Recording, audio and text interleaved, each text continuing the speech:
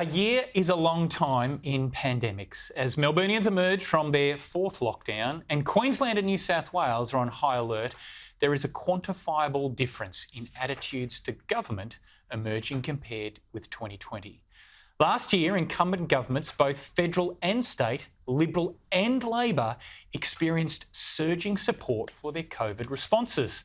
The public embraced the drastic public health measures, the emergency job support packages, the new National Cabinet and the dream that we would build back better. Even when mistakes were made, the public was in a forgiving mood. After all, these were unprecedented times, mistakes were inevitable, and we wanted government to succeed. Well, new polling out this week shows the public mood is most certainly shifting.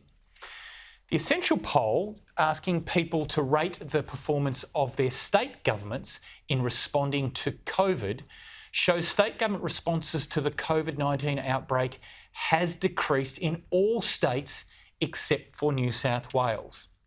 With the ongoing resurgence of COVID-19 cases and the lockdown in Victoria, the positive rating of the Victorian government's response to COVID-19 has dropped to 48%, down 15 percentage points from May. Positive ratings of the South Australian and Queensland governments have dipped also, while a 75% positive rating of the WA government remains the highest of all the states, although it has dropped from a high of 91% in March this year. At a federal level, it is a similar story, although the dip is even more marked. In fact, approval for the Morrison Government has taken a significant hit. Since peaking at 70% in March, the positive rating of the federal government's handling of COVID-19 has dropped off, falling to 53% this month, which is the lowest rating seen since the early stages of the pandemic in March last year. A state breakdown of this fall is quite interesting. The positive rating of the federal government's handling of COVID-19 has decreased in all states. However, it has fallen the most steeply in Victoria, where it is now at 42%, down 15 percentage points. Meanwhile, the positive rating of the federal government by Queenslanders has dropped 12 percentage points since March, and in WA it's down 17%. Back in 2020, those governments who were forced to go to the polls were the immediate beneficiaries of the crisis. Incumbent governments in ACT, Northern Territory, Queensland and WA were returned with increased majorities, extraordinary majorities in the case of WA. But now the mood has changed and the electoral outlook is not looking as positive for incumbents.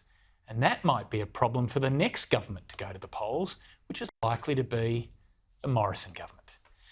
Now, there is nothing terminal in these numbers. The overall trend still favours incumbency. But the current direction in public mood should be a cause for worry for Morrison government strategists. Now, nobody in the political class thinks Labor can win the next election. But then again, these are the same people who thought the Labor Party could not lose the last election. And at the moment, the trend is not a friend of the Morrison government. Rita, bad set of polling figures for the Morrison government this week.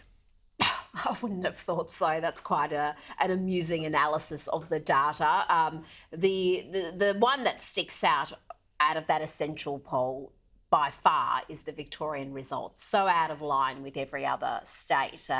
Only 48% of Victorians are now saying that the Victorian government's COVID response has been good, and the next lowest state is Queensland with 65%. So it just shows you the enormous gap there, and I'm still shocked there's 48% who think Victoria's done a good job, given we've got New South Wales next door and we can see what they've been able to achieve.